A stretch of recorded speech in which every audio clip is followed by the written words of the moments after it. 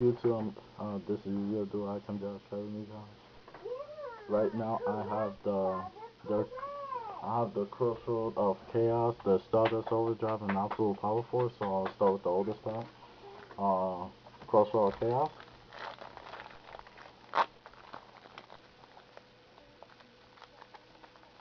See, anything good? I got a Stormcaller. Not bad. I'm gonna start with the Absolute Power Force.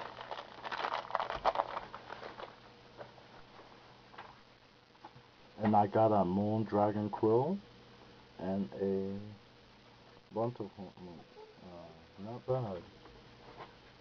I don't think I'm gonna be trading Moon Dragon Quill since I could build the deck. And the last one, Stardust Overdrive. If I get Blackbird, I'll go.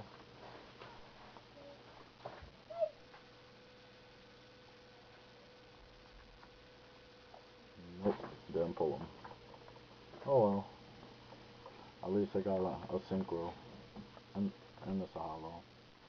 Let's see. Here's the regular rares. And Moon Dragon will not be for trade.